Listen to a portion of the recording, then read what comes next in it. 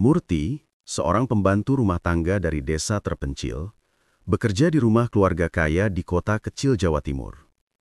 Setiap hari, ia dihina, dipukul, dan diperlakukan seperti binatang oleh majikannya, terutama oleh sang nyonya rumah, Bu Ratna, yang temperamennya meledak-ledak. Assalamualaikum warahmatullahi wabarakatuh. Semoga kalian yang menonton video ini selalu diberikan kesehatan dan dilancarkan rezekinya. Amin. Murti baru 3 bulan bekerja di rumah besar milik keluarga Pak Anton di kota Wonosuko. Rumah itu megah, berpagar tinggi dengan halaman luas, dan 2 mobil mengkilap di garasi. Dari luar tampak seperti rumah penuh kebahagiaan, tapi bagi Murti, tempat itu terasa seperti neraka. Setiap hari ia bangun sebelum subuh. Belum sempat cuci muka, Bu Ratna sudah berteriak dari kamar atas, menyuruh menyiapkan air hangat dan sarapan. Kadang suara teriakan itu bahkan terdengar sampai keluar rumah, membuat tetangga sering melirik heran. Tapi Bu Ratna gak peduli. Dia memang terkenal galak dan suka merendahkan orang kecil.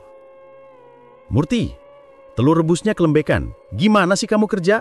bentaknya suatu pagi. Murti hanya bisa menunduk. "Maaf Bu, saya rebusnya agak lama." "Banyak alasan, dasar bodoh." Gayung plastik di tangan Bu Ratna melayang, kena ke pundak Murti. Pak Anton awalnya sering menengahi. "Sudahlah Ratna, jangan marah terus, kesian anaknya." Tapi lama-lama, entah karena bosan atau ikut terbawa suasana, dia pun mulai ikut membentak setiap kali ada kesalahan kecil. Kadang hanya karena sapu tidak diletakkan di tempat semula, Murti bisa dimarahi habis-habisan. Hari-hari Murti berjalan seperti itu. Pagi nyapu, nyuci, nyetrika, nyiapin makanan. Siang bantu bersihkan kamar. Malam masih harus nyuci piring dan bersihin dapur. Ia jarang sempat duduk santai. Kalau ketahuan istirahat sebentar saja, Bu Ratna bisa marah besar. Bu Ratna bukan hanya galak, tapi juga kasar. Suaranya sering terdengar di seluruh rumah, seperti komandan di barak tentara. Kadang kalau lagi marah, dia suka melempar barang apapun yang ada di dekatnya. Pernah suatu kali, sendok sayur melayang kena kepala Murti, sampai benjol besar. "Kalau gak bisa kerja, pulang aja ke desamu sana, gak usah nyusahin aku," kata Bu Ratna waktu itu. Murti menunduk, menahan air mata. "Saya mau kerja sungguh-sungguh Bu, maaf." "Sudah, jangan nangis, air mata gak bakal nyapu lantai." Sejak hari itu, Murti berjanji pada dirinya sendiri untuk bertahan. Ia tahu, kalau pulang tanpa uang, ibunya di desa pasti kecewa. Ibunya sudah tua, hidup sendirian di desa Sarwodadi, menggantungkan harapan dari kiriman Murti. Malam-malam, setelah semua penghuni rumah tidur, Murti sering duduk di dapur kecil sambil menulis surat. Surat itu tak pernah dikirim, hanya disimpan di bawah bantal di kamar pembantu yang sempit. Isi suratnya sederhana. "Ibu, Murti kangen rumah. Di sini kerja berat, tapi Murti kuat kok. Ibu jangan sakit-sakitan ya." Kadang air mata jatuh ke atas kertas. Ia hapus cepat-cepat karena takut ketahuan menangis. Bu Ratna sering bilang, pembantu yang banyak nangis tandanya malas dan manja. Tetangga sebelah Mbak Wati kadang merasa iba. Ia pernah lihat Murti diseret Bu Ratna keluar rumah karena masalah sepele, lupa menutup jemuran. Tapi Murti tak pernah melawan. Hatinya sudah lelah, tapi pikirannya terus bilang, "Sabar, cuma kerja, nanti juga selesai." Namun, kesabaran manusia ada batasnya. Suatu sore, Murti baru saja selesai mencuci piring ketika piring kaca di tangannya tergelincir dan pecah di lantai. Suara pecahnya cukup keras. Dari kamar atas, Bu Ratna langsung keluar, wajahnya merah padam. "Apa itu?" suaranya menggema. Saya gak sengaja Bu, licin." Belum sempat Murti menjelaskan, Bu Ratna sudah menampar pipinya. "Kamu itu kerja kayak apa sih? Piring satu set mahal tahu. Dasar gak becus." Murti terdiam. Matanya mulai berkaca-kaca, tapi ia tahan. Bu Ratna mengambil gayung di ember dekat wastafel dan memukulnya ke kepala Murti. "Biar kapok," katanya sambil menarik rambut Murti. Pak Anton datang, tapi bukannya menolong, malah berkata dingin. "Sudah Ratna, jangan ribut, suruh dia bersihin, nanti cari piring baru." Bu Ratna melepaskan rambut Murti tapi matanya masih menatap tajam. "Kamu bereskan pecahan itu. Kalau besok ada yang kurang, siap-siap aja kamu kuusir." Murti bersihkan pecahan kaca itu dengan tangan gemetar. Ada pecahan kecil yang melukai jarinya, darahnya menetes ke lantai. Ia lihat darah itu, lalu menatap punggung Bu Ratna yang berjalan ke kamarnya. Ada rasa panas di dada Murti. Amarah yang selama ini ia pendam mulai muncul pelan-pelan. Malam itu ia tak bisa tidur.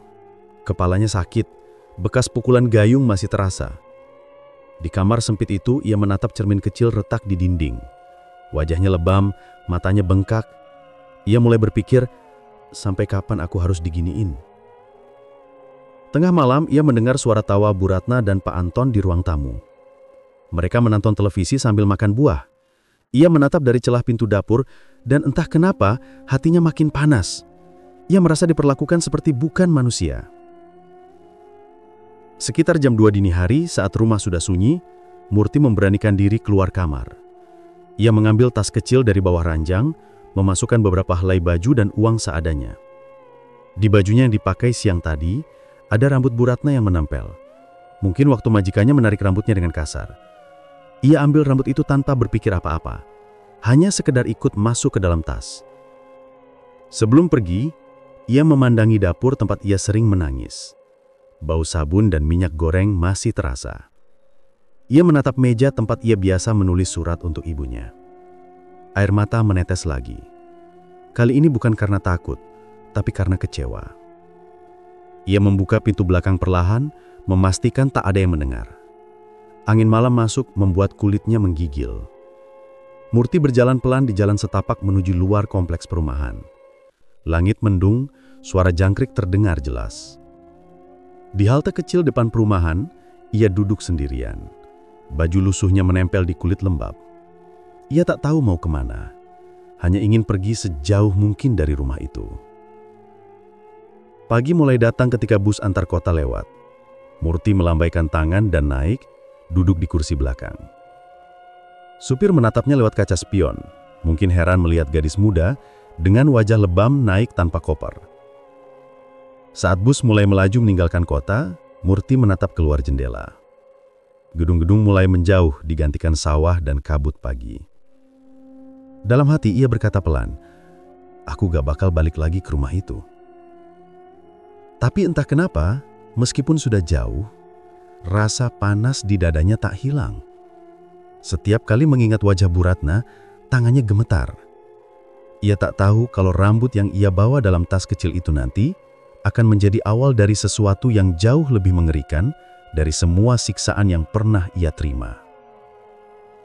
Bus terus melaju menuju arah selatan, ke desa Sarwodadi, tempat semua kisahnya akan berubah menjadi mimpi buruk.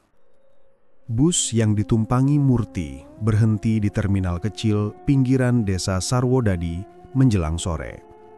Langit berwarna kelabu dan udara terasa lembab setelah hujan. Tubuh Murti lemas, matanya sembab, dan kepalanya masih sakit bekas pukulan. Ia turun pelan, menyeret tas kecilnya, lalu berjalan kaki menyusuri jalan tanah menuju rumah ibunya. Desa Sarwodadi tidak banyak berubah sejak terakhir ia tinggalkan. Rumah-rumah kayu masih berdiri rapat di tepi jalan, anak-anak kecil berlari tanpa alas kaki, dan suara ayam jantan bersahutan di kejauhan. Tapi, bagi Murti, suasana desa yang dulu terasa hangat, kini terasa aneh, sunyi dan menekan. Di depan rumah papan sederhana dengan dinding bambu, seorang perempuan tua sedang duduk di kursi kayu sambil mengupas singkong. Begitu melihat Murti datang, perempuan itu langsung berdiri. "Murti, ya Allah nak, kamu kenapa?" Itulah ibunya, Bu Sarti. Wajahnya langsung pucat saat melihat anaknya dalam keadaan babak belur. Murti hanya bisa memeluk ibunya erat-erat, menahan tangis. "Bu, Murti pulang?" Suaranya pelan dan serak. "Kenapa wajah lu begini nak? Siapa yang nyakitin kamu? Murti tidak langsung menjawab. Ia hanya menggeleng pelan, menahan perasaan yang campur aduk. Air matanya menetes di bahu ibunya. Malam itu, Bu Sarti memandikan Murti dan mengoleskan minyak gosok di bagian tubuhnya yang memar. Setelah makan seadanya, mereka duduk di depan tungku sambil minum teh hangat. Murti, kamu kerja di rumah siapa sih sampai begini parah? Tanya Bu Sarti dengan nada khawatir. Murti menunduk, menatap lantai tanah. Di rumah orang kaya di kota, Bu, tapi majikanku kejam. Tiap hari aku dimarahin, dipukul, disiksa. Aku gak kuat lagi. Bu Sarti menghela napas panjang. Ya Allah, sabar ya nak. Hidup memang kadang gak adil. Tapi jangan benci orang, nanti malah nambah susah. Murti tidak menjawab. Dalam hatinya, rasa marah masih membara.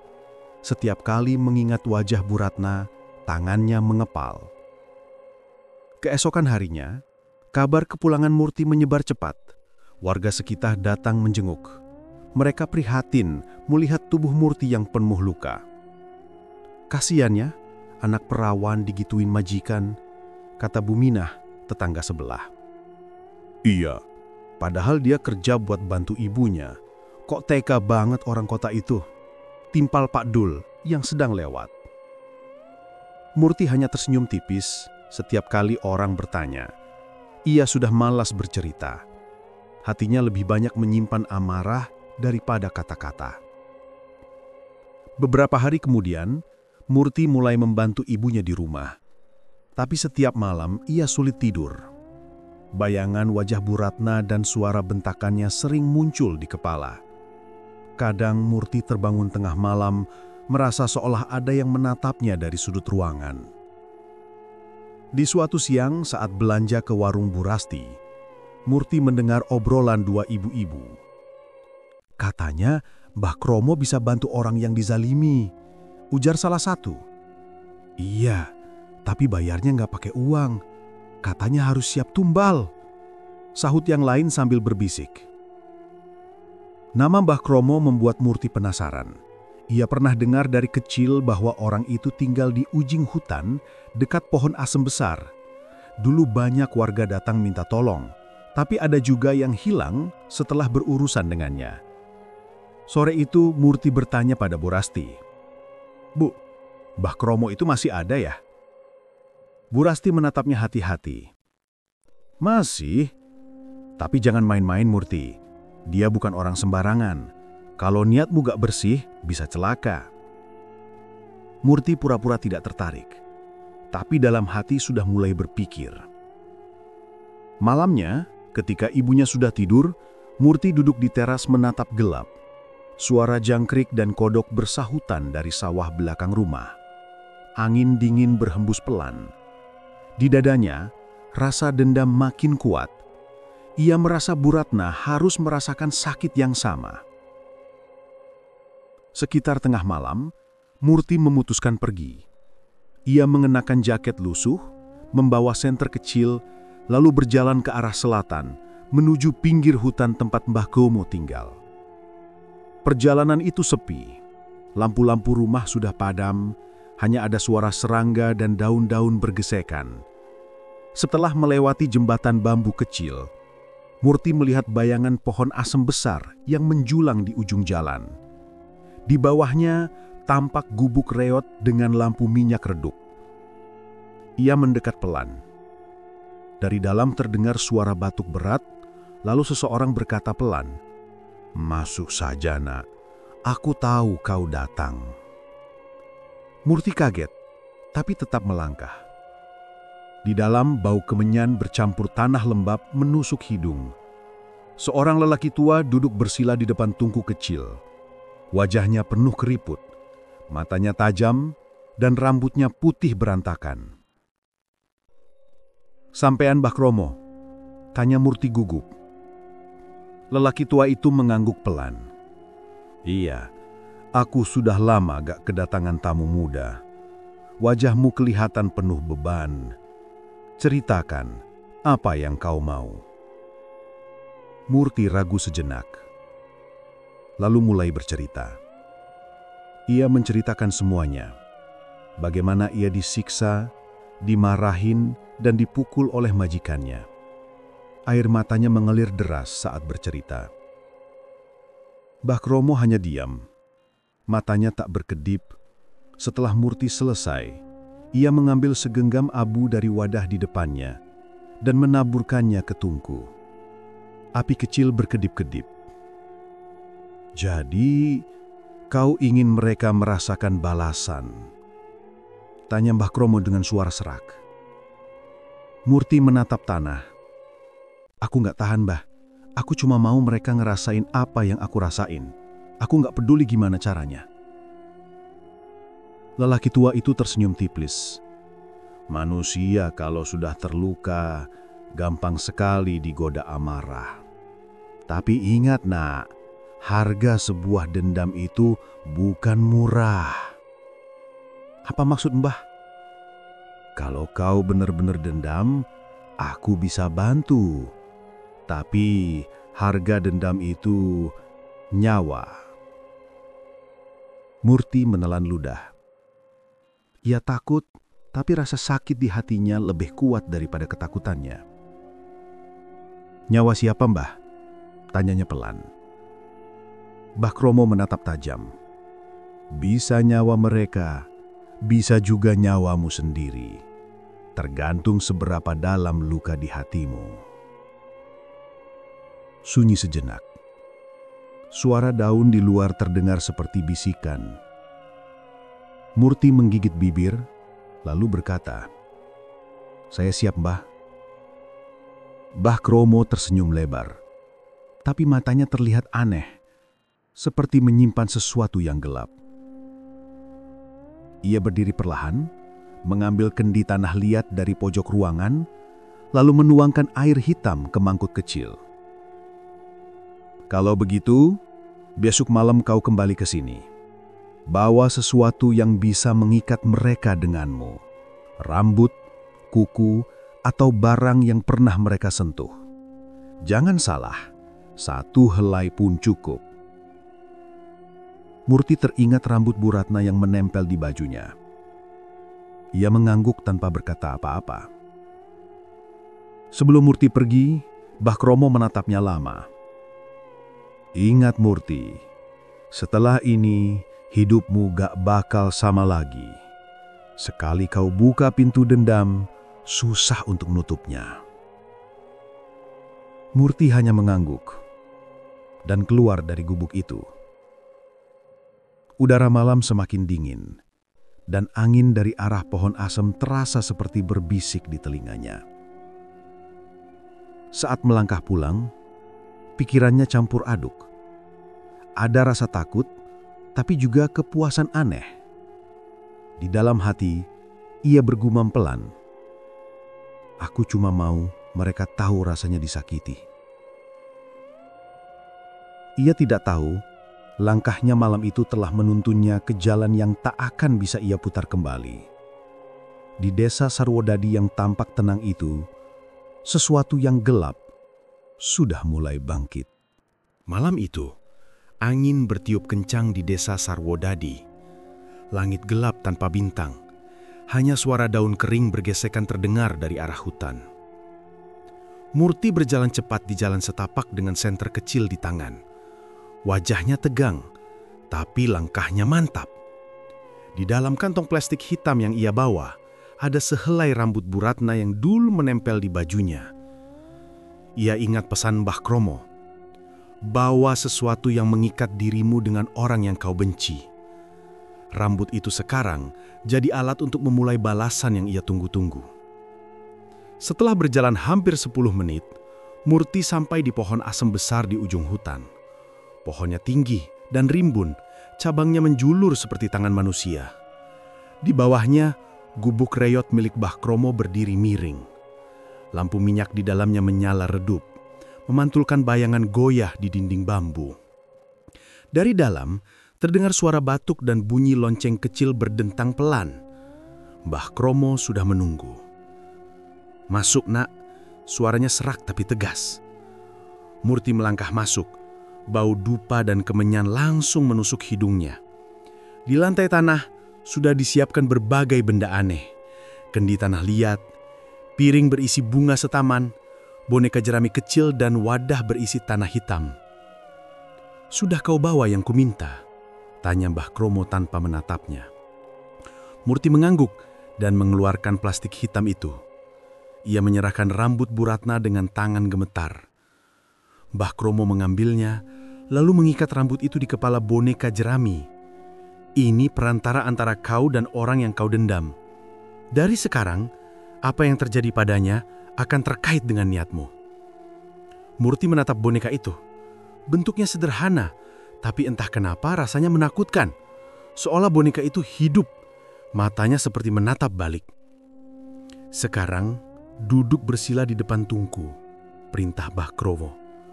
Murti menurut. Lelaki tua itu kemudian mengambil pisau kecil dari balik kainnya.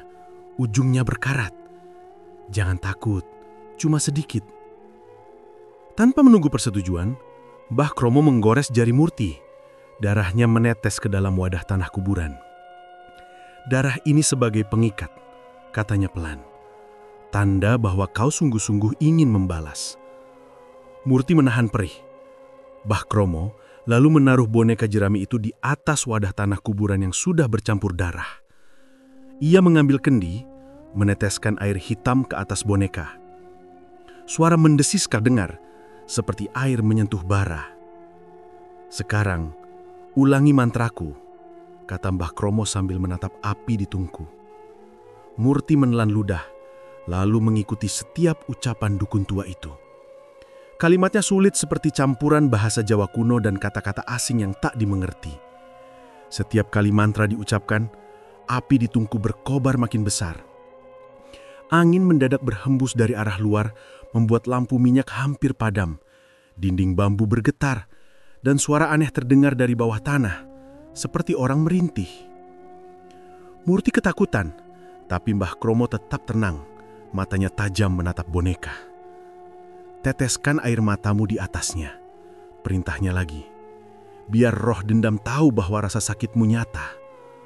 Murti tak perlu berpura-pura, air matanya mengalir deras. Ia menunduk, air matanya jatuh tepat di atas boneka. Saat itu juga, angin berputar makin kencang. Api tungku berubah jadi warna biru dan suara rintihan makin keras. Murti menutup telinga, tapi suara itu seperti masuk ke kepalanya. Ia dengar bisikan samar, "Kau ingin balas? Aku akan bantu." Mbah Kromo berdiri, mengangkat tangannya tinggi. "Sudah cukup, dendamnya sudah diterima," teriaknya. Seketika, angin berhenti, api padam. Ruangan hening, hanya terdengar napas berat Murti dan suara jangkrik dari luar. Setelah beberapa syarat, Mbah Kromo duduk kembali. "Selesai, sekarang tinggal tunggu waktunya. 3 malam dari sekarang, dia akan mulai merasakan sakitnya." Murti menatap boneka jerami yang kini hangus sebagian. Ia merasa aneh, antara lega dan takut. "Jadi, sudah selesai, Mbah?" "Sudah, tapi ingat nak, setiap dendam akan menuntut tumbal dari yang memintanya. Tidak ada balas tanpa bayaran." Murti menunduk, tidak berani menatap wajahnya. "Maksudnya tumbal itu siapa, Mbah?" "Bisa apa saja. Bisa nyawamu, bisa orang yang kau sayangi. Semua tergantung pada niatmu seberapa dalam. Tapi kalau kau sudah melangkah, gak ada jalan mundur." Ucapan itu membuat Murti merinding. Tapi rasa lega mulai muncul di hatinya. Ia merasa sudah membalaskan sakit hatinya. Sebelum pulang, Mbah Kromo memberikan segenggam abu hitam dan berkata, "Taburkan di depan rumahmu malam ini. Itu untuk pelindung, biar roh dendam gak salah sasaran." Murti mengangguk, lalu keluar dari gubuk dan udara malam di luar terasa berat. Di langit, bulan separuh tampak pucat, tertutup awan tipis. Pohon asem bergoyang pelan, daunnya berdesir seperti suara orang berbisik. Dalam perjalanan pulang, Murti merasa ada yang mengikuti dari belakang. Setiap kali ia menoleh, tak ada siapapun. Tapi suara langkah kering di tanah terus terdengar. Ia mempercepat langkah sampai akhirnya tiba di rumah. Ibunya sudah tidur. Murti menatap wajah ibunya sebentar sebelum keluar ke halaman dan menaburkan abu hitam yang diberikan Mbah Kromo. Setelah itu, ia masuk ke kamar dan langsung rebahan, kelelahan. Malam itu, untuk pertama kalinya sejak lama, Murti tidur agak nyenyak, tapi hanya sebentar. Menjelang dini hari, ia bermimpi aneh. Dalam mimpinya, Bu Ratna berdiri di dapur rumah besar itu. Wajahnya basah, tubuhnya penuh api, tapi mulutnya tertawa. "Kau pikir bisa bebas, Murti?" Suaranya menggema seperti dari dalam sumur. Murti berusaha berlari, tapi tubuhnya terasa berat. Api dari tubuh Bu Ratna menjalar ke lantai membakar seisi rumah. Ia menjerit, tapi tak bisa bersuara. Saat api hampir menyentuhnya, ia terbangun dengan keringat dingin membasahi tubuh. Dadanya berdetak kencang. Ia melihat sekeliling. Kamar masih sama, tapi bau asap seperti kemenyan tercium samar. Di sudut kamar, bayangan hitam seperti berdiri diam, lalu perlahan menghilang. Ia memeluk lututnya, mencoba menenangkan diri. Tapi dalam hati kecilnya, ada rasa puas yang sulit dijelaskan. Ia merasa mimpi itu pertanda, Bu Ratna mulai merasakan balasan. Pagi harinya, Murti terlihat pucat. Bu Sarti menegur, "Kamu semalaman gak tidur, nak?" Murti menggeleng. "Cuma mimpi buruk, Bu. Gak apa-apa." Hari-hari berikutnya, Murti mulai sering melamun. Ia duduk di depan rumah, menatap jalan ke arah kota. Dalam pikirannya, ia membayangkan Bu Ratna menjerit kesakitan seperti dalam mimpi. Namun setiap kali malam tiba, bayangan Mbah Kromo muncul di pikirannya. Kata-katanya terus terngiang. Setiap dendam menuntut tumbal. 3 malam berlalu. Angin di desa Sarwodadi terasa dingin tak biasa. Murti kembali mimpi aneh. Kali ini, ia melihat tangan-tangan hitam keluar dari tanah menarik seseorang ke bawah. Di antara jeritan itu, ia melihat wajah Bu Ratna yang membusuk perlahan. Ketika Murti terbangun, di luar terdengar suara lolongan anjing bersahutan. Udara kamar terasa panas, seperti ada yang membakar sesuatu. Ia menatap tangannya sendiri, ada bekas merah di pergelangan, seperti terbakar ringan. Ia tahu sesuatu sedang berjalan. Ritual itu berhasil, tapi di balik rasa puas yang muncul, Murti tidak sadar. Pintu yang dibuka malam itu tidak akan pernah tertutup lagi. Di bawah pohon asem, gubuk Mbah Kromo bergetar halus, dan dari tanah di depannya muncul retakan kecil, seolah ada sesuatu yang baru saja bangun dari tidur yang panjang. Beberapa hari setelah ritual di bawah pohon asem itu, suasana rumah Bu Ratna di kota mendadak berubah aneh. Awalnya, hal-hal kecil saja, seperti lampu dapur yang berkedip padahal baru diganti, atau suara langkah di lorong tengah malam padahal semua orang sudah tidur. Tapi lama-kelamaan, kejadian-kejadian itu makin sering dan makin menakutkan. Malam pertama, teror dimulai ketika Bu Ratna sedang menyiapkan makan malam. Ia mendengar suara tangisan lirih dari arah dapur belakang.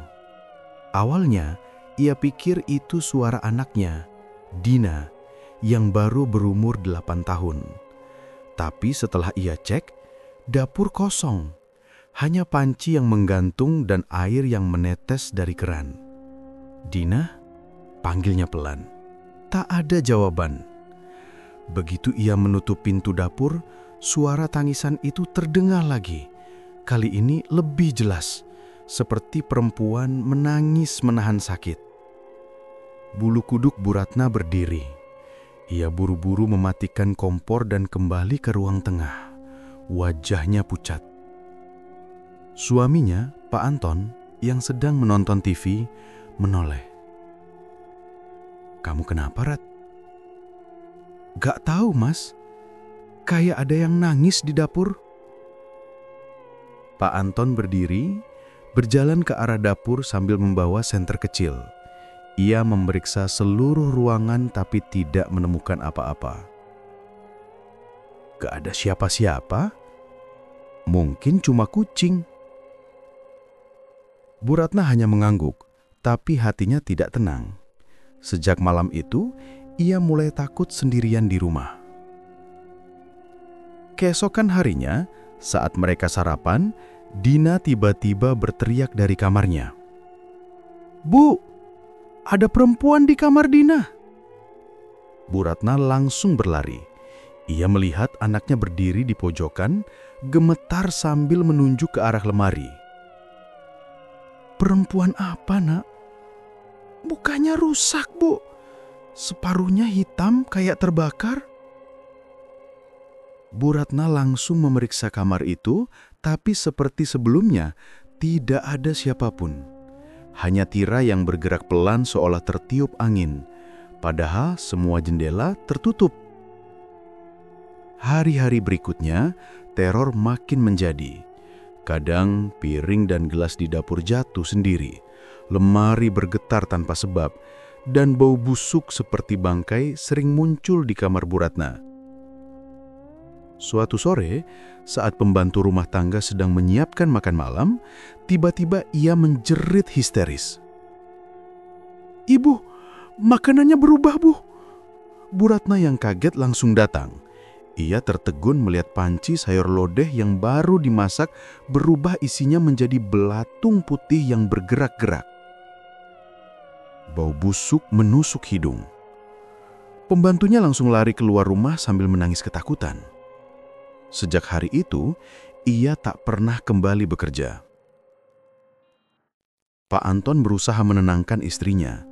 "Sudahlah, mungkin ada yang iseng atau ada bahan yang basi." Tapi nada suaranya sendiri terdengar ragu. Malamnya, Bu Ratna tidak bisa tidur. Setiap kali memejamkan mata, ia mendengar suara langkah kaki di depan kamarnya, lalu suara orang berbisik pelan di telinganya. "Rasakan apa yang aku rasakan." Ia membuka mata, tapi tak ada siapapun. Hanya lampu tidur yang berkedip-kedip. Seminggu setelah kejadian pertama, Bu Ratna mulai jatuh sakit. Awalnya hanya demam ringan, tapi anehnya, bagian kiri tubuh Bu Ratna mulai berbau busuk seperti daging busuk. Ia mencoba mandi berkali-kali, tapi bau itu tidak hilang. Ketika Pak Anton membawanya ke rumah sakit, dokter kebingungan. Dari hasil pemeriksaan tidak ada penyakit aneh, tapi kulit di sisi kiri tubuh Bu Ratna seperti membusuk pelan-pelan. Dagingnya menghitam dan mengelupas, padahal suhu tubuhnya normal. "Ini bukan penyakit yang bisa kami jelaskan secara medis," kata dokter sambil menggeleng. "Kami sarankan ibu istirahat dan mungkin konsultasi ke ahli lain." Pak Anton membawa istrinya pulang dengan wajah bingung dan ketakutan. Di rumah, Dina semakin sering menjerit malam-malam. Kadang ia bilang melihat bayangan perempuan di depan pintu kamarnya. "Dia marah, Bu. Dia marah sama kita," katanya sambil menangis. Suatu malam, sekitar pukul 2 dini hari, suara tangisan keras terdengar dari arah dapur. Pak Anton bangun, menyalakan lampu dan berjalan pelan ke sana. Saat membuka pintu, ia langsung mundur ketakutan. Semua perabot bergetar sendiri. Piring-piring jatuh dan pecah. Di sudut dapur, ada sosok hitam berdiri membelakanginya. Rambutnya panjang, bajunya compang-camping. Pak Anton hampir pingsan. Ia mundur sambil membaca doa yang ia ingat, tapi sosok itu tiba-tiba menghilang. Keesokan paginya, ia memanggil seorang ustaz dari masjid besar dekat rumah. Namanya Ustaz Mahrus. Orangnya tenang, berwajah teduh, dan dikenal sering membantu warga yang mengalami gangguan gaib. Begitu masuk rumah, ustaz itu langsung mengkernyit. "Astagfirullah, hawa rumah ini berat sekali." Ia mulai dengan membaca ayat-ayat ruqyah di ruang tamu. Baru 5 menit berjalan, tiba-tiba Bu Ratna yang sedang berbaring di sofa menjerit keras. Tubuhnya kejang-kejang. Suara berat keluar dari mulutnya. Dia yang kirim aku. Dina berteriak ketakutan, memeluk ayahnya erat-erat. Ustaz Mahrus terus membaca dengan suara lantang. Namun makin lama dibacakan doa, makin parah reaksi Bu Ratna. Tubuhnya seperti terangkat sedikit dari sofa, lalu jatuh lagi. Bau busuk menyebar ke seluruh ruangan. Setelah sekitar setengah jam, semuanya tiba-tiba tenang. Bu Ratna pingsan, Ustaz Mahrus mengusap wajahnya pelan dan menarik napas panjang. Pak Anton, ini bukan penyakit biasa. Ada yang mengirimkan niat jahat dari jauh. Pak Anton pucat. Niat jahat bagaimana, Ustaz? Santet, atau lebih tepatnya kiriman dendam. Ruangan hening, hanya suara jam dinding berdetak. Tapi bisa disembuhkan kan, Ustadz? Insya Allah bisa, tapi berat. Saya harus tahu siapa yang mengirimnya. Kalau tidak, sumbernya gak akan bisa diputus. Pak Anton terdiam lama. Ia berusaha mengingat siapa kira-kira yang punya dendam pada mereka. Tapi tak ada yang terlintas. Ia dan istrinya hidup cukup tertutup, tidak punya musuh. Ustaz Mahrus lalu memberi beberapa botol air doa dan menyarankan agar mereka lebih sering sholat berjamaah dan memperbanyak membaca surat Yasin di rumah. Ia juga mengingatkan agar tidak memanggil dukun lain. Kalau dicampur dengan hal syirik, gangguannya justru makin kuat, katanya. Namun setelah ustaz itu pulang, keadaan tidak membaik. Malam berikutnya, Bu Ratna mengigau sambil menatap langit-langit kamar. Dia datang lagi. Perempuan itu datang. Pak Anton yang menunggui benar-benar ketakutan. Saat mencoba menenangkannya, ia melihat sesuatu yang membuat darahnya membeku. Dari sisi kiri tubuh istrinya, bagian yang membusuk itu, keluar cairan hitam pekat seperti lendir. Bau busuknya menusuk sampai ke hidung. Ya Allah, Pak Anton menutup hidung panik. Ia hampir memanggil ustaz lagi, tapi sebelum sempat mengambil ponsel, lampu kamar padam. Dalam kegelapan itu, terdengar suara langkah pelan di ujung tempat tidur. Dina yang tidur di kamar sebelah menjerit ketakutan. Sosok perempuan berambut panjang berdiri di pojokan kamar. Wajahnya rusak separuh, matanya kosong. Ia menatap Pak Anton dan berbisik lirih. Rasakan apa yang dulu aku rasakan. Suara itu membuat Pak Anton gemetar hebat. Ia menarik istrinya dan berlari keluar kamar sambil menyerit Dina. Malam itu mereka tidur di mobil sampai pagi. Sejak kejadian itu, rumah Bu Ratna tidak pernah lagi terasa seperti rumah. Bau kemenyan, suara tangisan dan bayangan perempuan itu terus muncul setiap malam. Pak Anton tahu mereka sedang diteror, dan apapun itu berasal dari dendam seseorang yang sangat membenci keluarganya. Sejak malam ritual di bawah pohon asem, hidup Murti tidak pernah tenang lagi. Awalnya ia mengira semuanya akan selesai setelah dendamnya terbalaskan. Tapi kenyataannya, justru penderitaan lain mulai datang. Beberapa hari setelah itu, Murti mulai sering sakit. Tubuhnya lemas, nafsu makan hilang, dan matanya menghitam seperti kurang tidur. Ia mengira itu cuma kecapean, tapi ibunya, Bu Karsih, mulai curiga. "Kenapa, Nak? Mukamu pucat banget," tanya ibunya suatu pagi saat mereka sarapan singkong rebus. "Gak apa-apa, Bu, cuma pusing dikit," jawab Murti sambil memaksa tersenyum. Padahal setiap malam, Murti tak bisa tidur nyenyak. Suara tangisan dari arah sumur belakang rumah sering terdengar. Kadang pelan, kadang keras, seperti orang menjerit kesakitan. Setiap kali ia nekat melihat ke arah sumur itu, airnya terlihat beriak meski angin tak berhembus. Suatu malam Murti terbangun karena mendengar suara tawa pelan di telinganya. Saat membuka mata, ia melihat bayangan hitam berdiri di ujung tempat tidur. Rambutnya kusut dan suaranya mirip Mbah Kromo. "Sudah kuduga, kau tak siap menerima akibatnya," katanya lirih sambil tertawa kecil. Murti menjerit ketakutan. Ibunya langsung masuk kamar, menyalakan lampu, tapi bayangan itu sudah lenyat. "Kenapa, Murti? Kamu kenapa, Murti?" tanya ibunya panik. "Ada orang, Bu. Mbah Kromo. Dia datang ke sini." Bu Karsi bingung. "Mbah Kromo siapa?" Murti terdiam. Ia tidak berani menceritakan apa yang sudah dilakukannya. Beberapa hari berikutnya, tubuh Murti makin melemah. Kadang ia muntah darah, kadang badannya panas seperti terbakar. Di tengah malam ia sering mengigau sambil menyebut nama Bu Ratna. "Sudah cukup, jangan ganggu aku lagi." Begitu kata-kata yang sering keluar dari mulutnya.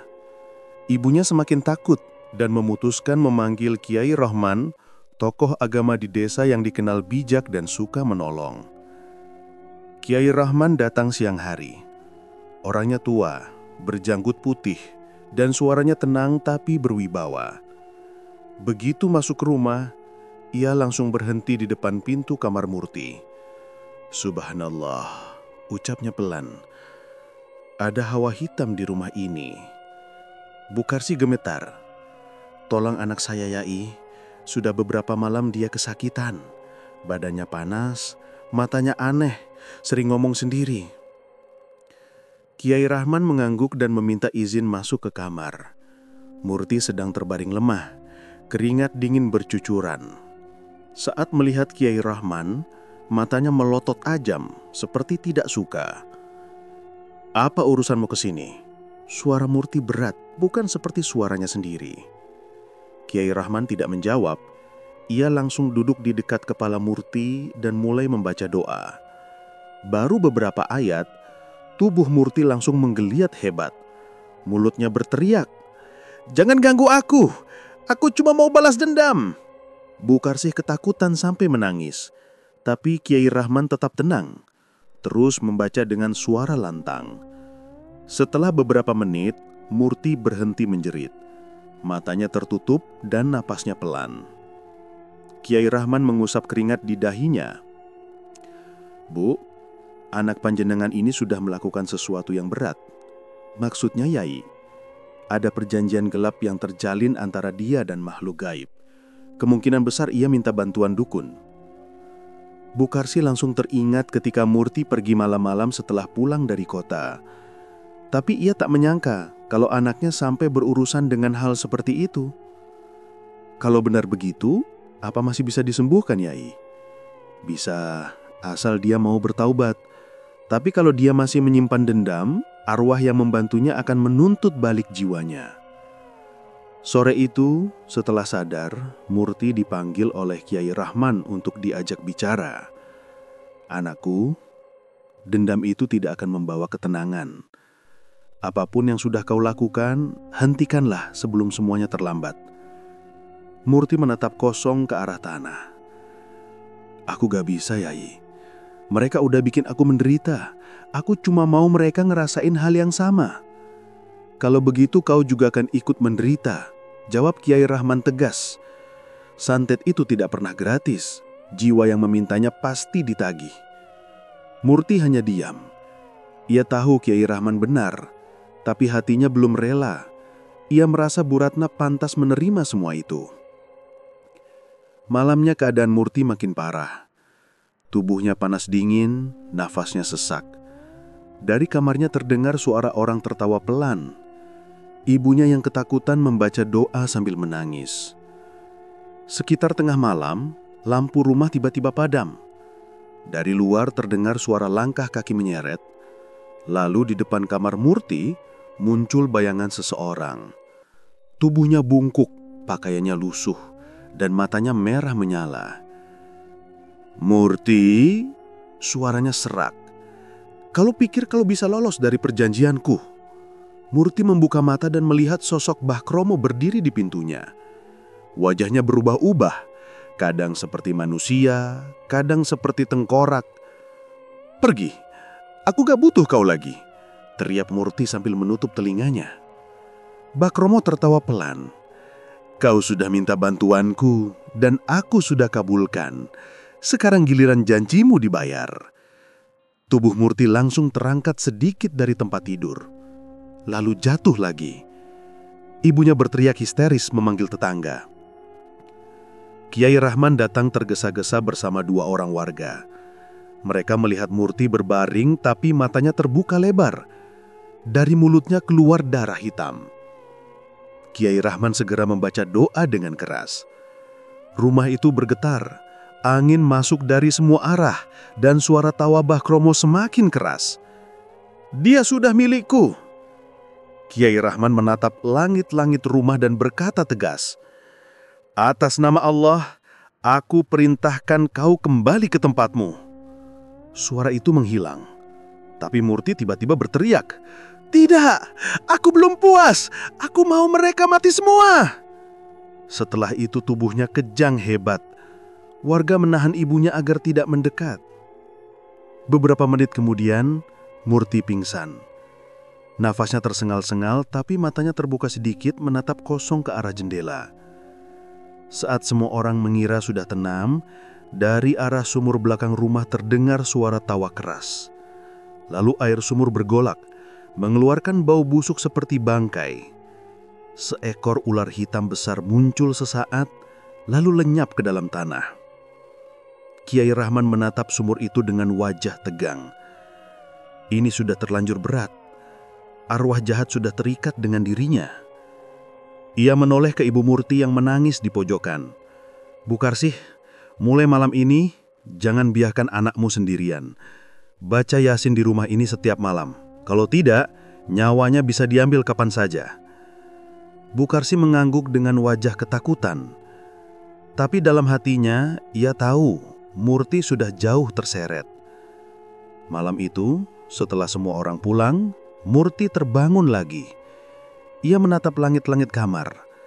Dan di sana, samar-samar ia melihat wajah Mbah Kromo melayang. "Aku sudah ambil jawamu, Murti." Suara itu bergema pelan. Murti menjerit sekuat-kuatnya. Tapi suara jeritannya langsung berhenti begitu saja. Seperti ada tangan tak terlihat yang mencekiknya.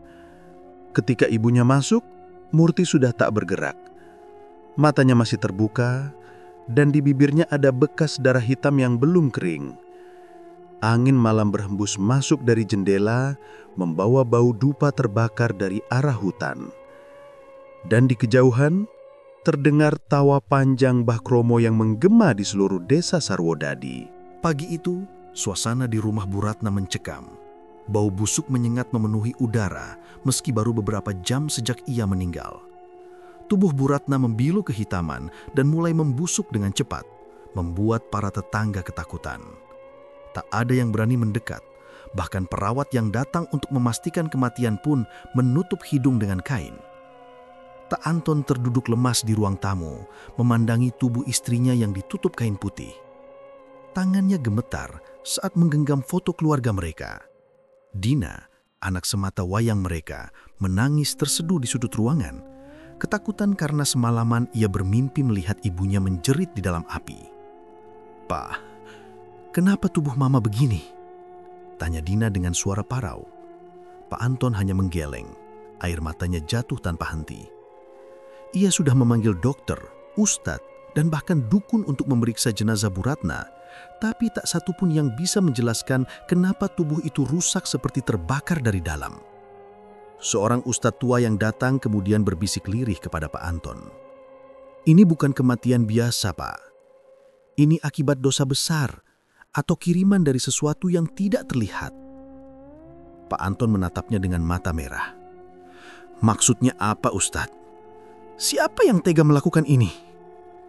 Ustadz itu hanya menggeleng pelan.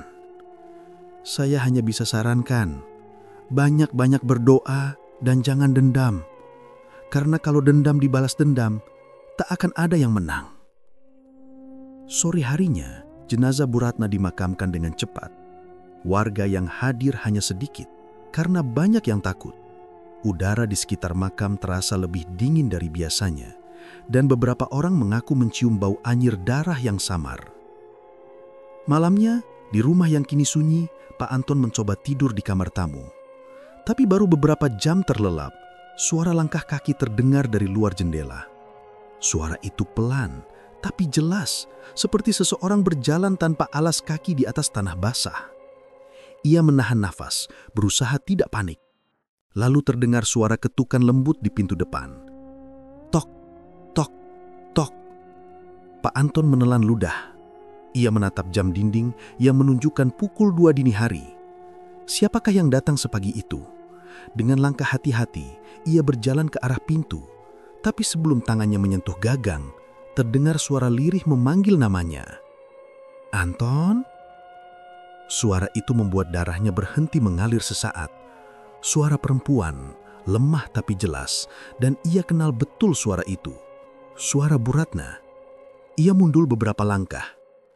Tidak, itu tidak mungkin, gumamnya. Namun rasa penasaran dan rasa takut bercampur, membuatnya memintip lewat jendela. Yang terlihat di luar membuat jantungnya hampir berhenti. Di bawah lampu teras yang redup, berdiri sosok perempuan dengan rambut berantakan, wajah melepuh, dan kulit menghitam seperti terbakar. Matanya menyala merah samar. Mulutnya terbuka, seolah sedang tersenyum. Pak Anton berteriak dan terjatuh ke belakang. Dina keluar dari kamar sambil menangis. "Ayah, kenapa?" Tapi sebelum ia sempat menjawab, suara langkah itu hilang. Pintu depan tetap terkunci. Ketika ia kembali mengintip, halaman sudah kosong. Beberapa jam kemudian, berita aneh datang dari desa Sarwodadi, desa asal Murti. Katanya, Murti ditemukan meninggal di depan sumur tua di belakang rumahnya. Tubuhnya kaku seperti patung, dan di wajahnya terukir senyum mengerikan. Kiai Rahman, tokoh agama desa itu, datang memimpin pemakaman Murti. Warga berkerumun, tapi menjaga jarak. Banyak yang bilang wajah Murti masih terlihat segar meski tubuhnya membeku, dan matanya seperti menatap siapapun yang lewat. Dia telah menanggung akibat dari perbuatannya sendiri, ucap Kiai Rahman pelan. Ibunya Murti menangis histeris di pinggir makam, menyesali semua yang terjadi. "Saya sudah bilang jangan main api, Kiai. Tapi dia keras kepala. Dia ingin balas dendam," isaknya. Kiai Rahman menenangkan perempuan itu dan menyuruh warga berdoa bersama. Mereka menguburkan Murti di pinggir pemakaman desa dengan doa khusus agar arwahnya tenang. Tapi sebagian warga enggan berada di situ terlalu lama. Mereka merasa hawa dingin dan berat mengelilingi area kuburan. Malam itu, setelah pemakaman, beberapa warga yang rumahnya dekat makam mulai mendengar hal-hal aneh. Ada suara langkah di tanah berpasir, seperti seseorang berjalan pelan-pelan mengelilingi area pemakaman. Kadang terdengar juga suara tertawa kecil, lirih tapi menusuk telinga. Seorang penjaga malam yang lewat mengaku melihat bayangan perempuan berdiri di dekat kuburan Murti. Katanya sosok itu tersenyum padanya sebelum menghilang di balik kabut.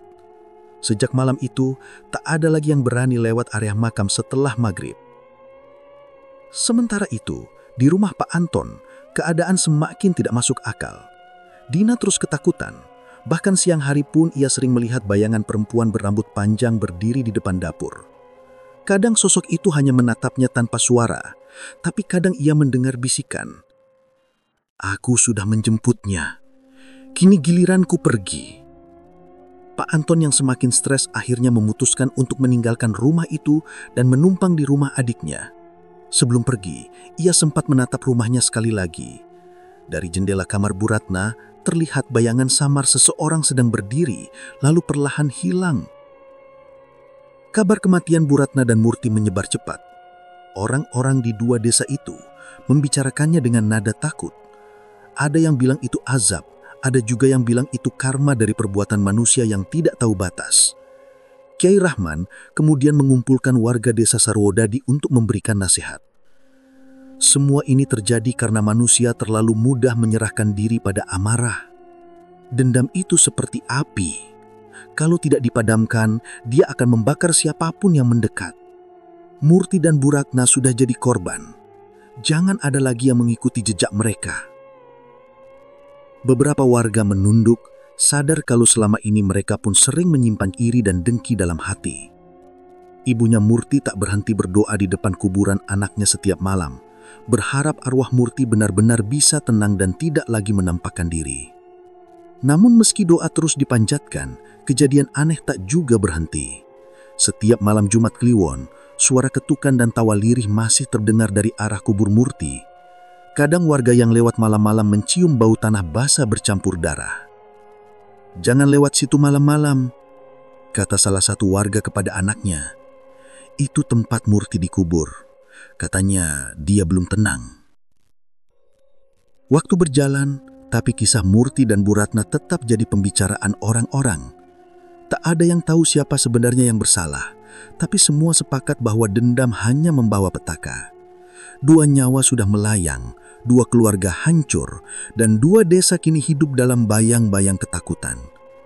Dan entah benar atau tidak, beberapa orang bersumpah pernah melihat 2 sosok perempuan berjalan berdampingan di jalan setapak menuju sumur tua itu.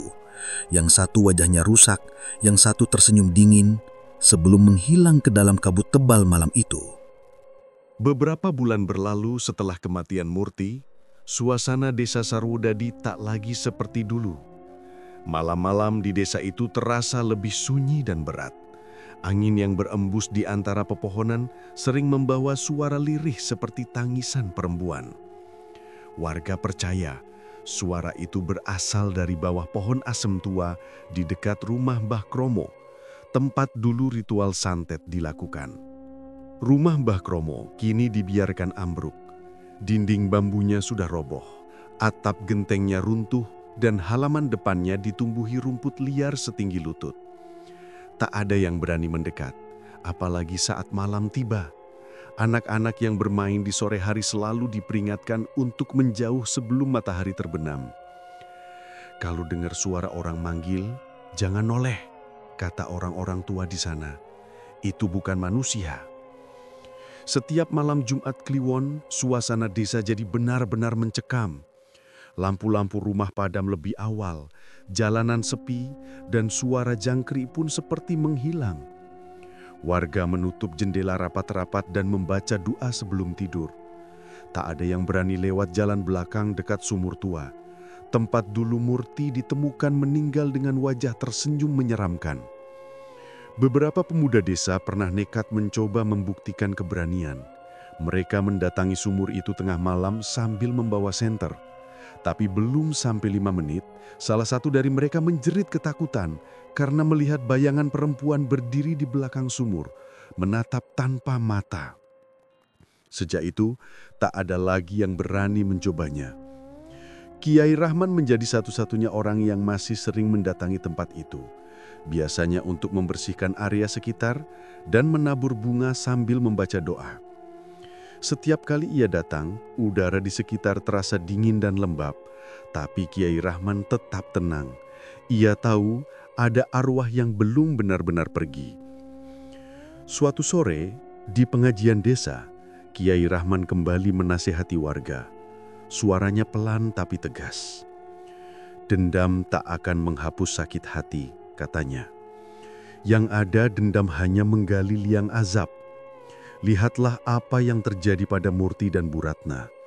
Keduanya hancur karena saling ingin membalas. Kalau kalian masih menyimpan iri, dengki, atau kebencian di hati, cepatlah buang jauh-jauh sebelum terlambat." Warga yang hadir hanya terdiam. Sebagian menunduk, teringat kejadian-kejadian aneh yang masih sering terjadi. Ada yang pernah mendengar langkah kaki di atap rumah, ada pula yang mengaku melihat sosok perempuan duduk di bawah pohon asem sambil menangis. Suatu malam, seorang ibu muda yang rumahnya tak jauh dari bekas rumah Mbah Kromo terbangun karena mendengar suara ketukan dari luar jendela. Saat ia mengintip, ia melihat sosok perempuan dengan rambut panjang berantakan berdiri di bawah pohon asem. Wajahnya mirip Murti, tapi kulitnya pucat dan matanya hitam legam. Perempuan itu menatap lurus ke arah rumah, lalu perlahan menghilang di balik kabut. Keesokan harinya, ibu itu jatuh sakit tanpa sebab. Tubuhnya panas dingin dan terus mengigau menyebut nama Murti. Warga panik dan memanggil Kiai Rahman untuk menolong. Setelah membacakan doa dan memercikan air zam-zam, perempuan itu sadar kembali, tapi ia menolak bercerita tentang apa yang dilihatnya malam itu. Desa Sarwudadi semakin dikenal sebagai tempat yang angker. Orang luar jarang berani masuk, terutama setelah beberapa kali ada orang lewat malam-malam dan tiba-tiba jatuh pingsan di jalan dekat sumur tua. Warga hanya bisa menerima keadaan itu, berusaha menjalani hidup seperti biasa. Tapi di dalam hati mereka tahu, ada sesuatu yang belum selesai. Rumor berkembang bahwa arwah Mbah Kromo masih gentayangan. Beberapa orang mengaku melihat bayangan kakek tua memakai ikat kepala hitam berjalan di sekitar rumahnya yang roboh. Kadang terdengar suaranya memanggil nama Murti dari kejauhan, seperti sedang mencari sesuatu yang belum ia dapatkan.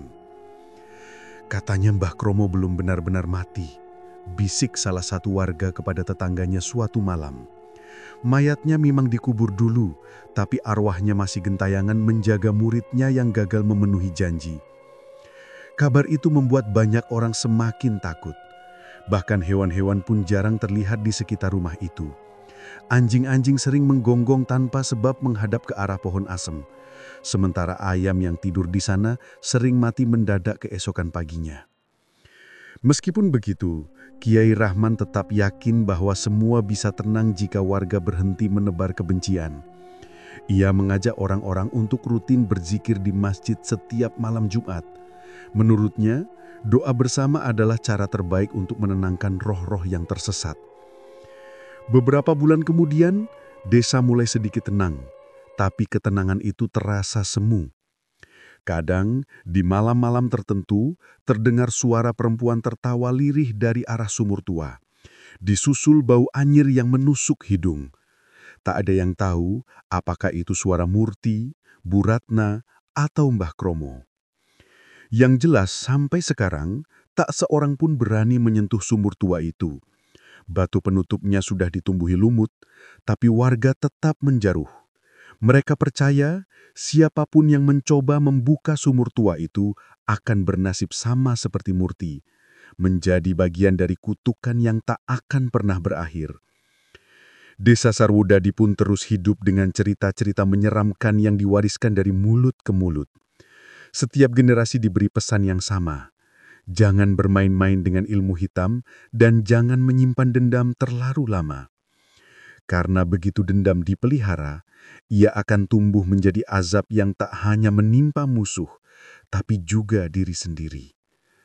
Dan pada malam-malam tertentu, jika seseorang nekat berjalan melewati pohon asem itu, kadang mereka mendengar suara berat seorang kakek tertawa pelan di antara angin. Disusul bisikan halus dari arah sumur tua. Murti, waktumu belum selesai.